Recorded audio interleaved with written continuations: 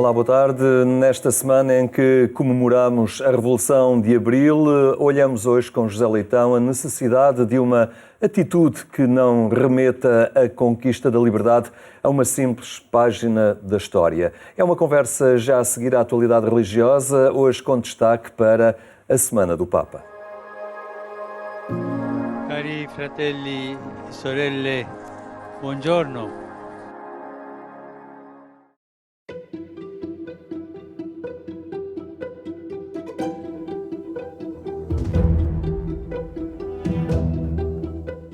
Reler a vida com Jesus. Como aconteceu com os discípulos de Emaús, Francisco recomenda que os católicos se deixem acompanhar no caminho num exame de consciência diário sobre pessoas, escolhas, medos, quedas e esperanças. Allora anche noi, come discepoli di Emmaus, siamo chiamati a intrattenerci con Lui, perché quando si fa sera, Egli rimanga con noi. C'è un bel modo di fare questo e oggi io vorrei proporlo. Consiste nel dedicare un tempo ogni sera a un breve esame di coscienza. Ma cosa è successo oggi dentro di me? Quella è la domanda. Si tratta di rileggere la giornata con Gesù.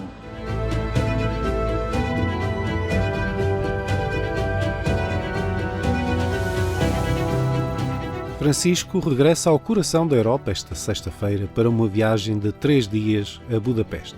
A Hungria recebe de novo o Papa, depois da sua breve passagem em 2021 para o encerramento do Congresso Eucarístico Internacional. Sarà anche un viaggio al centro dell'Europa, sulla quale continuano ad abbattersi gelidi venti di guerra, mentre gli spostamenti di tante persone pongono all'ordine del giorno questioni umanitarie urgenti. Ma ora desidero rivolgermi con affetto ai fratelli e alle sorelle ungheresi in attesa di visitarvi. So che state preparando con tanto impegno la mia venuta, vi ringrazio di cuore per questo e a tutti voi chiedo di accompagnarmi con la preghiera in questo viaggio. E non dimentichiamoci dei nostri fratelli e sorelle ucraini, ancora afflitti da questa guerra.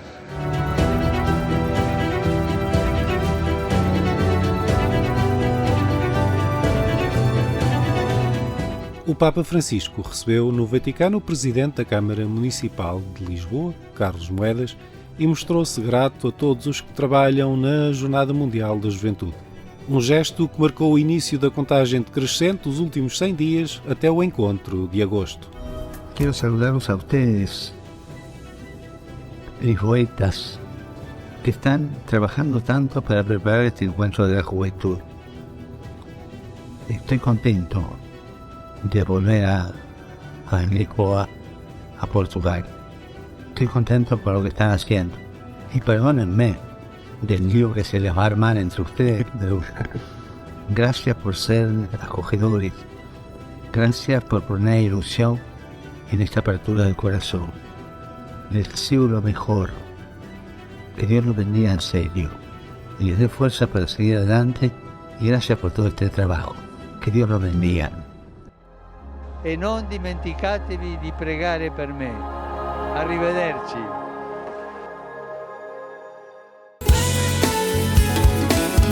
Um novo mandato para a presidência da Conferência e das Comissões Episcopais. As eleições decorreram na última Assembleia Plenária.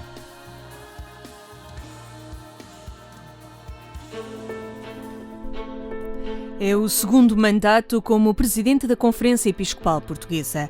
Dom José Ornelas foi eleito para o triênio de 2023-2026, assim como o bispo de Coimbra, Dom Virgílio Antunes, como vice-presidente. Na presidência da Conferência Episcopal Portuguesa continua também como secretário o padre Manuel Barbosa, que tem como órgão de governo, entre as assembleias plenárias, o Conselho Permanente, agora constituído por Dom Manuel Inda, Bispo do Porto, Dom Francisco Senra Coelho, Arcebispo de Évora, Dom José Traquina, Bispo de Santarém, Dom António Moiteiro, Bispo de Aveiro e Dom Manuel Clemente, Cardeal Patriarca de Lisboa. É membro nato do Conselho Permanente na qualidade de Patriarca de Lisboa. Os diferentes setores da Igreja Católica em Portugal, as comissões episcopais, alguns contam com novos presidentes, deixam as expectativas para o mandato que iniciam, outros renovam a coordenação pastoral que está a seu encargo. Na Comissão Episcopal da Educação Cristã e da Doutrina da Fé, Dom António Augusto Azevedo, Bispo de Vila Real, assume um trabalho junto de adolescentes e jovens que vive uma mudança de paradigma. Por duas razões. Primeiro, porque a própria Igreja, concretamente o plano de catequese que está a ser implementado, por um lado. Por outro lado, também todos os desafios da escola e da educação que estão à nossa frente vão exigir, de facto, essa renovação e, portanto, darei o contributo melhor possível, mas acho que vale a pena, acho que é necessário, sem dúvida. É um setor evidentemente muito importante, este da educação católica abrange depois subsetores de grande impacto, como é a educação católica no que diz respeito à catequese, começando pela infância, depois nas outras faixas etárias, e depois questões importantes como são depois a escola católica, a educação moral e religiosa, etc. Portanto, é um desafio grande, estimulante também, e portanto vão ser anos de trabalho. Eu, como Presidente, com certeza a equipa que foi constituída e depois todos os colaboradores que sei que são muito competentes neste setor. A Pastoral Social e a Mobilidade Humana, onde se inclui o trabalho da Cáritas, da Solidariedade, Migrações e Refugiados, continua sob a coordenação de Dom José Traquina Maria, Bispo de Santarém. Já os jovens, Laicado e Família, ficam agora a cargo de Dom Nuno Almeida. Então não podia dizer que não e disse que sim, com algum temor e tremor, mas confiante sobretudo também na equipa que está praticamente já constituída e o trabalho será um trabalho sinodal e um trabalho de caminhar juntamente com todos aqueles que estão na vida concreta, na pastoral dos jovens, na pastoral familiar, nos diversos movimentos, inseridos também na sociedade e, portanto, contem com a nossa colaboração. É uma área que é próxima do Dom Nuno, do trabalho pastoral que desempenhou, seja nos movimentos, seja a família e sobretudo nos movimentos juvenis, não é? Essa foi uma das razões porque eu não podia dizer que não, porque desde a minha vida paroquial que sinto que as solicitações dos jovens e as solicitações das famílias tinham que ter prioridade também na minha agenda, na minha disponibilidade, e isto tem acontecido ao longo destes anos. E tem sido também motivo de muita alegria, não é? De encontrar pessoas, casais e sobretudo jovens, que tem sido também uma espécie de farol e de bússola e de desafio para a minha entrega e para o serviço episcopal que me foi confiado. Dom Vitorino Soares assume também a coordenação de uma comissão episcopal, a das vocações e ministérios. É um risco, mas é neste risco também que estamos, de disponibilidade e de responsabilidade, continuar com certeza o trabalho que foi feito por esta comissão, da qual já fazia parte, e agora parar um bocadinho, já que tem essa responsabilidade maior de descobrir exatamente o que fazer diante da nova realidade, particularmente das vocações e fundamentalmente dos seminários, que é uma questão que me preocupou e preocupa sempre, que exige com certeza uma reflexão mais profunda para encontrarmos também novos caminhos, porque vamos verificando que para uma nova realidade também temos que encontrar pistas diferentes e com certeza vai ser neste esforço também de conjunto daqueles outros seus bispos, a quem estou a convidar e espero ainda colher a resposta de outros para em conjunto descobrirmos exatamente o que fazer e para onde caminhar. A cultura, bens culturais e comunicações sociais são agora 3 setores coordenados por Dom Nuno Brás. É um desafio muito grande, sobretudo para quem está numa ilha e quem vive numa ilha, e portanto de uma ultraperiferia coordenar isto tudo, estes 3 setores tão essenciais da vida da Igreja, é obviamente um grande desafio. Mas enfim, vamos ver. Em primeiro lugar, obviamente, a comunicação, e não podemos esquecer que a comunicação, que o mundo da comunicação está numa evolução muito grande, porque mesmo aquilo que eram, digamos, as formas clássicas de comunicação de massa já eram, não é? Portanto, já são parte do passado. Há agora uma hipercomunicação, um sobreaquecimento da comunicação, e isso é sempre um desafio. Depois, o mundo da cultura significa o mundo dos valores, o mundo deste modo de ser e deste modo de viver, e de uma forma muito particular para o mundo daqueles que depois influenciam a cultura e o modo de viver de toda a sociedade, e isso é tão importante. E depois também toda a memória histórica daquilo que é a Igreja em Portugal, daquilo que é a vida cristã em Portugal, e que precisa sempre de ser muito cuidada e cada vez mais cuidada, até para não perdermos as raízes daquilo que somos. A liturgia e espiritualidade permanece na coordenação de Dom José Cordeiro, arcebispo de Braga.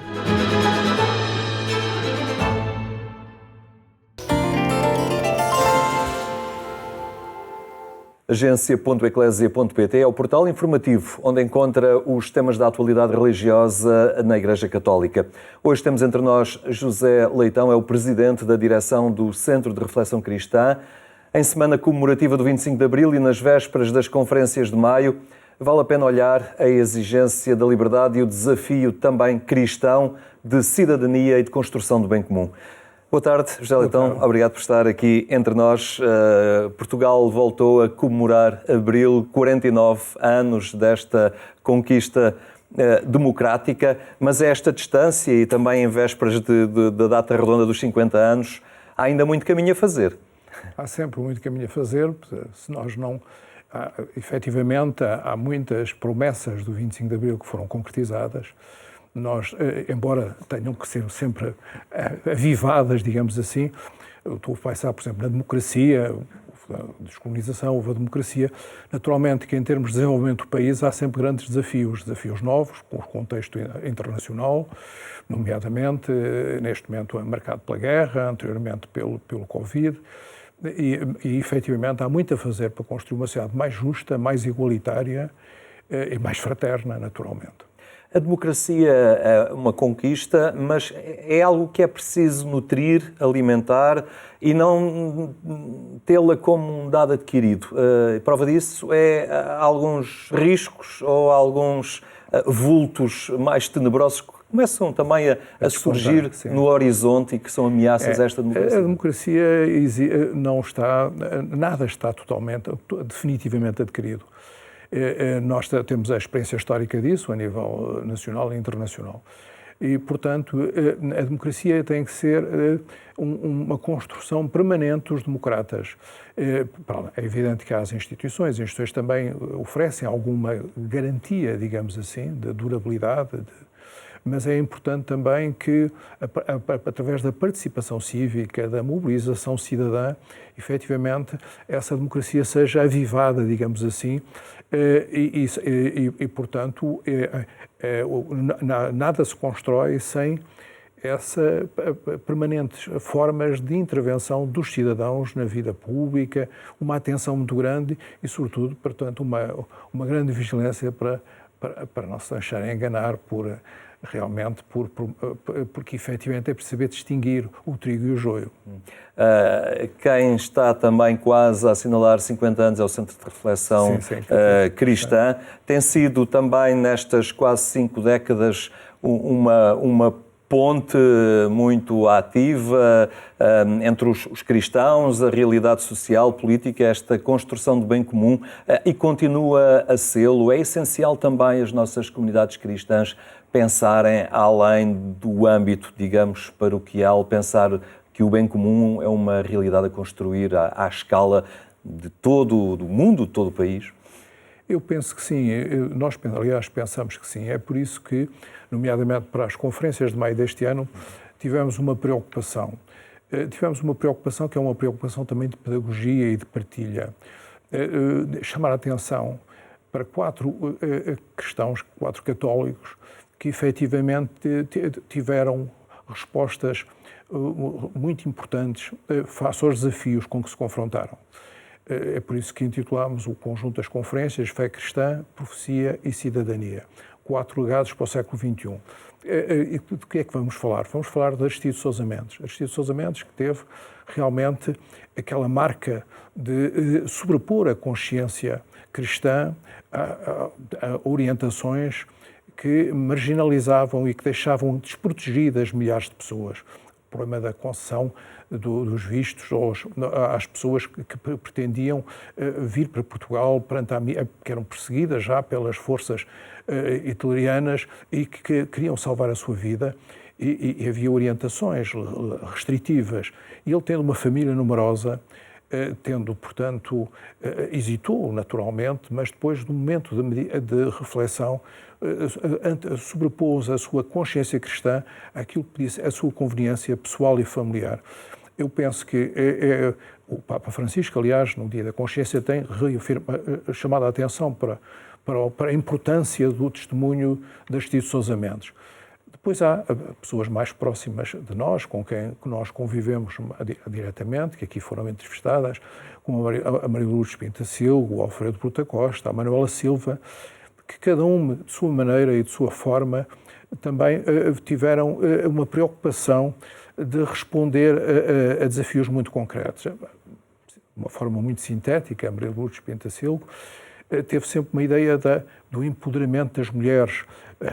Fez isso a nível da sociedade civil, fez isso enquanto também membro do GRAO, portanto, fez isso e percebeu que também isso passava por uma participação cívica e política. Foi até hoje a única mulher em Portugal que foi primeira-ministro de Portugal.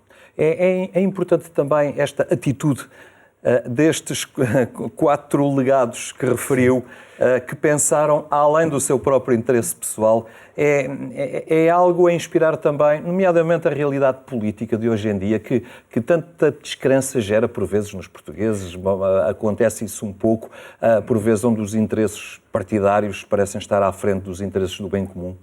Eu penso que fundamentalmente é necessário fazer a política com princípios, seja a título individual, seja no quadro dos diferentes partidos. É importante ter princípios, ter valores, ter projetos, porque não se faz uma política sem ideias, é um mero carreirismo. Portanto,